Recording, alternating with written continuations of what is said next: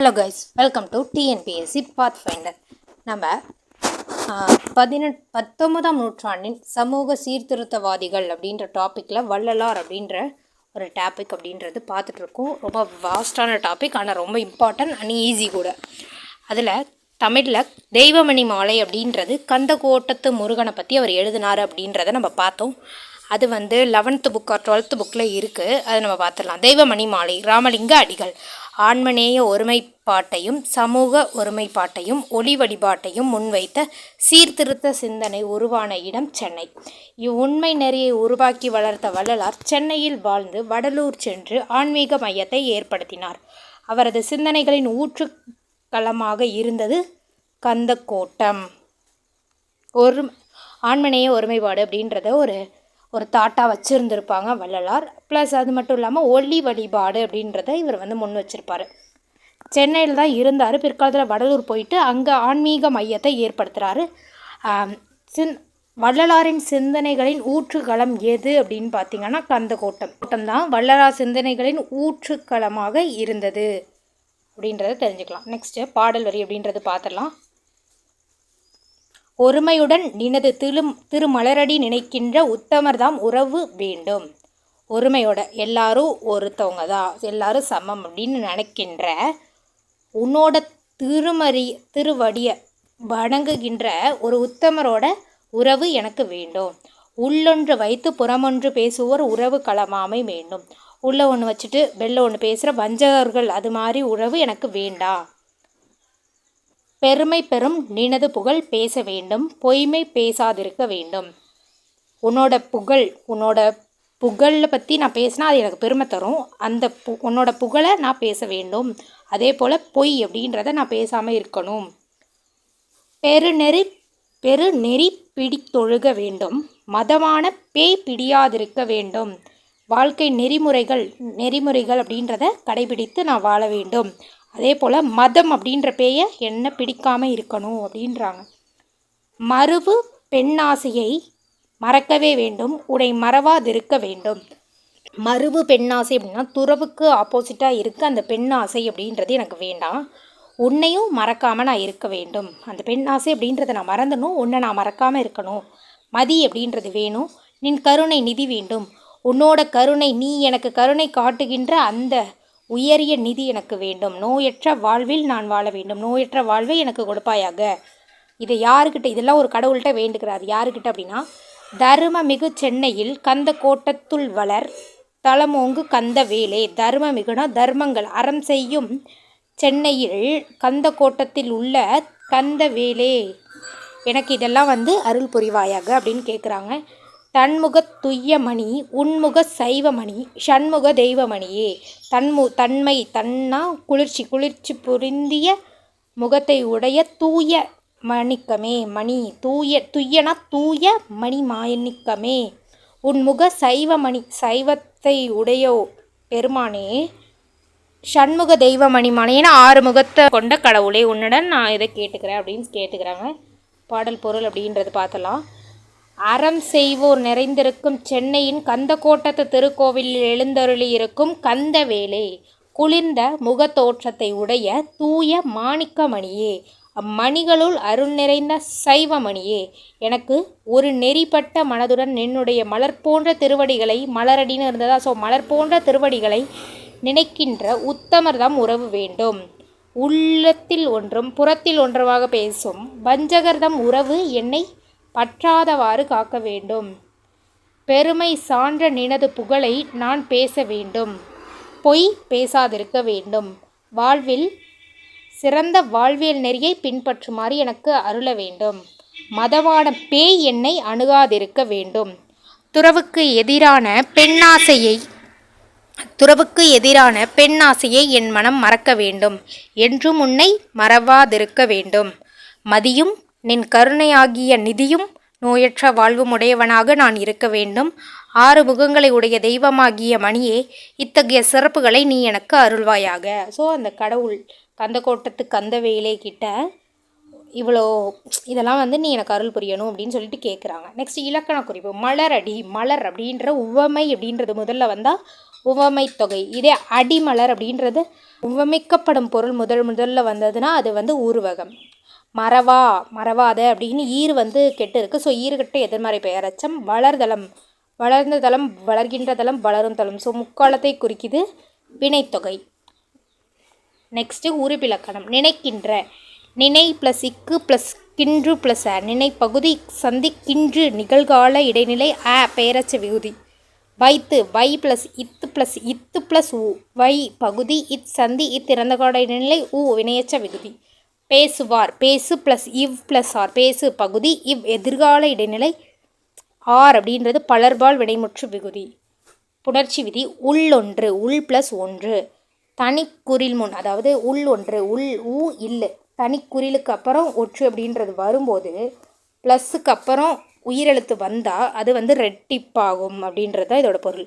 தனிக்குறில் முன் ஒற்று உயிர்வரின் இரட்டும் அப்படின்றது. ஸோ 2 இல் அப்படின்றது தோன்றிவிடும். அதுக்கப்புறம் உடல் மேல் உயிர் வந்து ஒன்றுவது இயல்பே. ஸோ உள்ளொன்று. அடுத்து ஒருமையுடன். ஒருமை ப்ளஸ் உடன். ஒரு மைனா ஐ விகுதியில் முடியுது கடைசியாக. அந்த முதல் சொல்லல் கடைசியில் ஐ அப்படின்றது வந்தா, அதாவது ஐ அப்படின்றது வந்தால் அந்த இடத்துல யா அப்படின்றது மிகும். ஸோ ஐ வழி எவ்வும் அப்படின்றது விதி. ஸோ அப்படின்றது தோன்றி அதுக்கப்புறம் உடல் மேல் உயிர் வந்து ஒன்றுவது இயல்பே. பாடப்பகுதியில் உள்ள பாடல் ராமலிங்க அடிகள் இயற்றிய திருவருட்பாவில் 5ஆம் திருமுறையில் திருவருட்பால மொத்தம் 6 திருமுறை பார்த்தா அதில் 5ஆம் திருமுறையில் இடம்பெற்றிருக்கு தெய்வமணி மாலை அப்படின்ற பாமாலை. இப்பாடல் சென்னை கந்தக்கோட்டத்து முருகப்பெருமானின் அருளை வேண்டும் தெய்வமணி மாலையின் 8ஆம் பாடல். அதோட 8வது பாடல் இது. சமரச சன்மார்க்க நெறியை வகுத்தவரும் பசிப்பினி போக்கியவருமான அடிகள் சிதம்பரத்தை இது தெரியும். சமரச சன்மார்க்க நெறிகளை வகுத்தவர், பசிப்பினியை போக்கியவர், சிதம்பரத்திற்கு அருகில் உள்ள மருதூரில் பிறந்தவர். எந்த வருஷம் அப்படின்னா 5/10/1823 பிறந்தார். சிறு வயதிலேயே கவிப்பாடும் ஆற்றல் பெற்றிருந்தார். ஆமாம் பார்த்தோம், 9 வயதிலேயே சொற்பொழிவாற்றும் திறன் அப்படின்றது அவர்கிட்ட இருந்தது. இம்மண்ணில் ஆண்மனேய ஒருமைப்பாடு எங்கும் தலைக்கவும் உண்மை நெறி ஓங்கவும் உழைத்தவர் அடிகளார். வாடிய பயிரை கண்டபோது வாடிய அவ்வள்ளலின் பாடல்கள் ஊனை உருக்கி உள்ளொளி பெருக்கும் தன்மையுடையவை. திருவருட்பா 6 திருமுறைகளாக பறிக்கப்பட்டுள்ளது. வேறு என்னென்ன நூல்கள் உரைநடை நூல்கள் எழுதினாருன்னா ஜீவகாருண்ய ஒழுக்கம், அனுமுறை கண்ட வாசகம் அப்படின்றது பார்த்தோம். நெக்ஸ்ட்டு அடி வந்திருக்கு பாருங்கள். Ramalinga Adigal 1823 1874 popularly known as Vallalar. Question the existing Hindu religious orthodoxy. Hindu மதத்தில் உள்ள அந்த இந்தந்த இதுக்கு இதெல்லாம் நீங்கள் செய்யணும் அப்படின்னு சொல்லப்படுற அந்த மதத்தில் உள்ள அந்த தேவையில்லாத மூட பழமைவாதத்தை வந்து இவர் வந்து கேள்வி கேட்குறாரு. வள்ளலார் என பிரபலமாக அறியப்பட்ட ராமலிங்க அடிகள் 1823 1874 வரை நடைமுறையில் இருந்த இந்து சமய பழமைவாதத்தை கேள்விக்குள்ளாக்கினார். சமரச சுத்த சன்மார்க்க சங்கம் 1865 கொடுத்துருக்காங்க. இது old Tamil book, old social book 10th. சமரச சுத்த சன்மார்க்க சங்கம் வள்ளலார் என அனைவராலும் அழைக்கப்படும் ராமலிங்க அடிகளாரால் நிறுவப்பட்டது. இவர் சிதம்பரத்துக்கு அருகிலுள்ள மருதூர் எனும் கிராமத்தில் 1823 ஆண்டு பிறந்தார். 19ஆம் நூற்றாண்டின் தமிழகத்தில் தோன்றிய சமய சீர்திருத்த இயக்கத்தில் முக்கிய பங்கு வகித்தார். யாரு? வள்ளலார். இவர் ஆன்மீகத்தில் கொண்ட பற்று காரணமாக அவரது பாடல்களில் சமுதாய சீர்திருத்தங்கள் மற்றும் சமய உணர்வுகள் இரட்டர கலந்திருந்தன. சமுதாய சீர்திருத்தங்கள், சமய உணர்வுகள், ஆன்மீக விழிப்புணர்வு வாயிலாக சமூகத்தில் நிலவும் தீமைகளை களைய முடியும் என்பதற்கான முயற்சிகளை மேற்கொண்டார். ராமலிங்க அடிகள் தமிழ் மக்களுக்கிடையே சமய ஒற்றுமை மற்றும் ஒருமைப்பாடு ஆகியவற்றை ஏற்படுத்தினார். கடவுள் வழிகாட்டுதலால் மட்டுமே சாதி வேறுபாடற்ற சமுதாயத்தை உருவாக்க முடியும் என்று எடுத்துரைத்ததோடு இறைவன் ஜோதி வடிவினானவன், அதுதான் அருட்பெருஞ்சோதியாக இருக்கிறார் என்றும் குறிப்பிட்டுள்ளார். அடிகளார் பிறப்பினால் ஏற்படும் ஏற்றத்தாழ்வுகளை எதிர்த்தார். பிறப்பால் ஒருத்தர் உயர்ந்தவர், ஒருத்தர் தாழ்ந்தவர் அப்படின்றதை இவர் எதிர்த்திருக்கிறாரு. ஜாதி சமூக வேறுபாடுகள் அர்த்தமற்றவை என்று குறிப்பிட்டதோடு அன்பு சகோதரத்துவம் நிலவ வேண்டும். அன்பு சகோதரத்துவம் வேண்டும், சாதி சமய வேறுபாடுகள் வேண்டாம், அது அர்த்தமற்றதுன்னு சொன்னார் ராமலிங்க அடிகள். பசி மற்றும் வறுமையே சமூகத்தின் அனைத்து தீமைகளுக்கும் காரணம் என வள்ளலார் நம்பினார். பசியும் வறுமை தான் எல்லா தீமைகளுக்குமே காரணம் அப்படின்னு நம்புகிறாரு. ஏழைக்கு உணவு அளிப்பதே சிறந்த வழிபாடு என உறுதியாக நம்பினார். ஏழைக்கு உணவளிப்பதே சிறந்த வழிபாடு என்று நம்பினார். எனவே ஏழைகளின் பசியை போக்குவதற்காகவே சத்திய தர்மசாலை அப்படின்றத 1867 வடலூரில் நிறுவுறார். சத்திய தர்மசாலையின் தொடங்கிய நாளன்று அடுப்பிற்கு தீ மூட்டி, இந்த தீ எப்போதும் எரிந்து கொண்டிருக்கட்டும், அப்போதுதான் ஏழைகளுக்கு எப்போதும் உணவளிக்க முடியும் என உறுதியுடன் கூறினார்.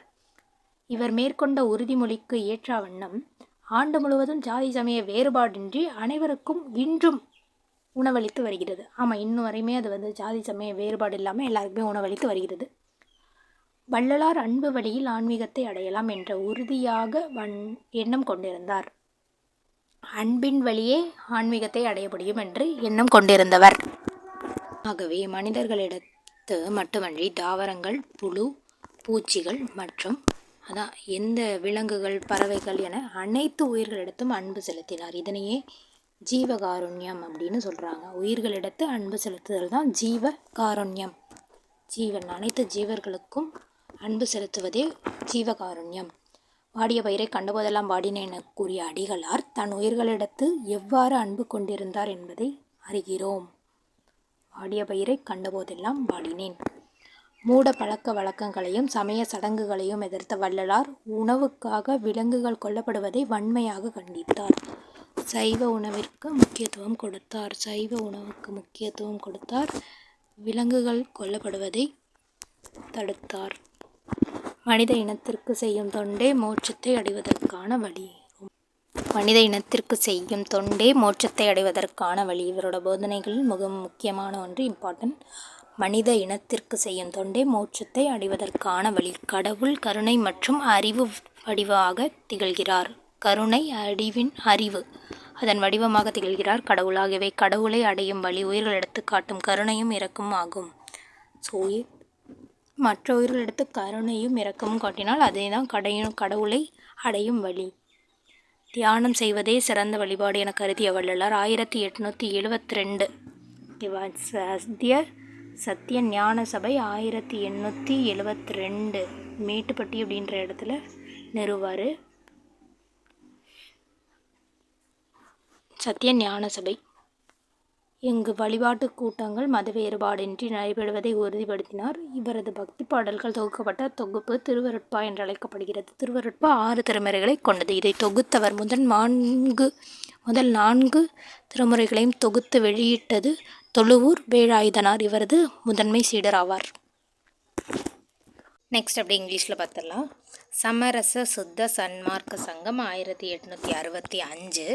சமரச சுத்த சன்மார்க்க சங்கம் was started by ராமலிங்க அடிகள், பாப்புலர்லி known as வள்ளலார் அப்படின்னு அழைக்கப்படுபவர். Ramalinga of Vadalur was born at Maruthur,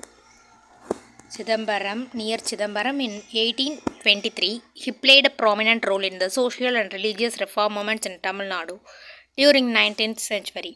Being spiritual, his songs and works were harmonious blend of social reforms and religious sentiments.